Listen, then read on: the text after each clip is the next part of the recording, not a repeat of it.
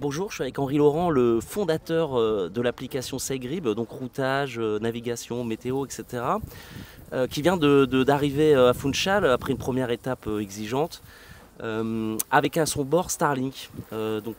Comme une bonne majorité de coureurs aujourd'hui, Starlink vient de faire son arrivée sur les bateaux. Ouais, je pense qu'il y avait à peu près 75% de la flotte qui avait Starlink. Ah, et qu'est-ce que tu en penses est-ce que c'est un vrai progrès? Est-ce que c'est un gros Bah, consommateur, donc ça veut dire qu'il faut ouais, alors équilibrer? c'est un vrai progrès pour plusieurs choses. Je pense que la première, c'est pour la sécurité, c'est juste énorme, quoi. On a l'Internet comme à la maison, en fait, et on peut communiquer très très facilement. Donc ça, pour la sécurité, c'est top. Ensuite, pour la météo, bien évidemment, on récupère toutes les données météo que l'on veut.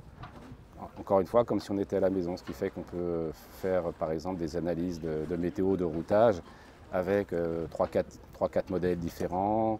On peut les reprendre très souvent et donc ça change énormément parce que avant dans la Transcorda on avait ce qu'on appelle un Iridium Go et là le Starlink c'est à peu près 30 000 fois plus rapide.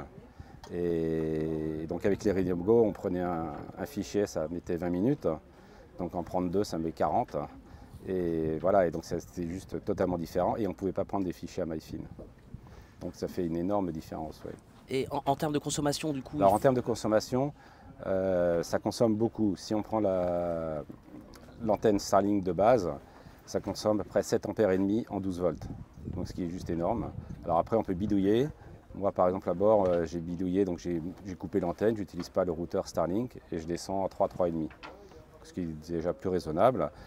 Mais ce qui va changer très prochainement, c'est que Starlink a fait une nouvelle petite antenne, ce qu'on appelle la Starlink Mini, et qui elle va consommer à peu près aussi 3 ampères et demi, mais qui sera directement en 12 volts. Donc ça sera beaucoup plus simple. Elle fera la taille d'un MacBook. Donc plus petit, qui consommera moins, qui aura peut-être un débit un petit peu plus faible, mais ça sera quand même 120 mégabits par seconde, ce qui est juste énorme, quoi. On n'a absolument pas besoin de tout ça. La dernière chose que je n'ai pas mentionné, c'est qu'avec les copains, c'est super cool d'avoir Starlink. On échange sur WhatsApp. Donc on avait des petits groupes WhatsApp et c'est très très sympa, quoi. est-ce qu'on perd pas un peu l'esprit de la régate hauturière? Oh bah non, non. On est toujours au large, on est toujours tout seul.